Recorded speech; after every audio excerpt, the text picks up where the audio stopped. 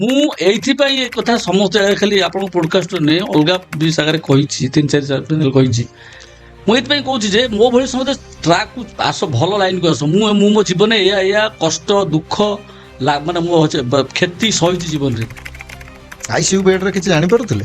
ICU bed ପଛରୁ କିନ୍ତୁ ଯେତେବେଳେ ରହିଲି ଯେଉଁ 21 ଦିନ କାଳ ହାଇଟେକରେ ମୁଁ କିଛି ଜାଣିପାରେ ନା। ମୁଁ ଶୋଇଥିବି ମନେ ହଠାତ୍ ଉଠିବି 2ଟା ଖଣ୍ଡେ ରାତିରେ ଘଣ୍ଟା ଦେଇ 1 ଘଣ୍ଟା ହେଇଥିବ ଝରକା ମନେକର ଏଠି ଖଟରେ ଶୋଇଥିବେ ଏମିତି ଝରକା ଥିବ ଝରକାରେ ଏ ନଣ୍ଡା ମାନେ ମୋ ସାନ ଭାଇ ଏ ନଣ୍ଡା ମଦନା ମୋ ଭଉଣୀ ଯେ କାହିଁ ବର୍ଷା ରୋଧା ହେଉଛି ଆସ ଆସ ଆସ ଆସ ଭିତରୁ ପଳେଇ ଆସ ଏ ତାଙ୍କୁ ଏଠି ସପ ଦିଅ ବେଡ୍ ପାଖରେ ଶୋଇ ମାନସିକ ସ୍ଥିତି ବିଗାଡି ଯାଇଥିଲା। ବିଗିଡି ଗଲା ତାପରେ ହେଠୁ ମୁଁ ଆଖି ପୁଣି ଖୋଲିଦେବି ସେଟା କି ଆଇସିୟୁ ଭିତରେ ଝରକା ନଥାଏ ବୁଝିପାରୁଛନ୍ତି ସେଇଭଳିଆ।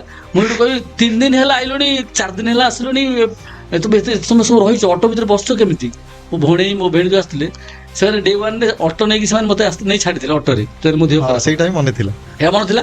ମୁଁ ବର୍ଷା ହଉଛି ତମେ ସବୁ ପଳଉନ କାହିଁ ଅଟୋରେ ବସୁଛ ସେ ତାଙ୍କର ପଳେଇ ଆସିଲେଣି ସବୁ ଘରକୁ ଛାଡ଼ି ଦେଇକି ମିସେସ୍ ଥିଲା କିନ୍ତୁ ମୁଁ କହିବି ଏତେ ବର୍ଷା ହଉଛି ତମେ ପଳଉନ ଘରକୁ କାହିଁ ସମୟରେ ଯଦି ଏତେ ବର୍ଷା ତୁ ମୋ ଭଉଣୀ କେତେ ସମୟ ବର୍ଷାରେ ମତେ ଅପେକ୍ଷା କଲେଣି ଦେଖିଲ ମାନେ ମୁଁ ମନେ ମନେ ଭାବୁଛି ପୁଣି ଆଖି ବନ୍ଦ କରି ପୁଣି ଖୋଲା ବେଳକୁ କିଛି ନାହିଁ କାନ୍ଥ ଏ ସବୁ ଏଇଟା ଗୋଟେ କଣ ସମସ୍ତ ମଧୁଆଙ୍କ କ୍ଷେତ୍ରରେ ତ ଆସିଥିବ ନିଶ୍ଚିତ ହବ ଯେଉଁମାନେ ଟ୍ରିଟମେଣ୍ଟ ହେଇଛନ୍ତି ଯୋଉମାନେ ସେମାନଙ୍କର ହଉଥିବ। ମଧୁଆ ମାନଙ୍କୁ ମଧୁଆ କହିଲା ବେଳକୁ ସେମାନେ ବି ବହୁତ କମେଣ୍ଟରେ ଭାରି ଗାଳି ଗୁଲଜ କରୁଛନ୍ତି କାରଣ ସେ ଗୋଟେ ବଡ କାମ କରୁଛନ୍ତି। ହଁ ମଧୁଆ ମାନଙ୍କୁ ମଦ କହିଲେ ସେ ରାଗିବେନି ଚୋରକୁ ଚୋର କହିଲେ ରାଗିବେ ଯେ ମୋର ଗୁଣ୍ଡାକୁ ଗୁଣ୍ଡା କହିଲେ ରାଗିବେ ମଧୁଆକୁ ମଧୁଆ କହିଲେ ବି ରାଗିବେ।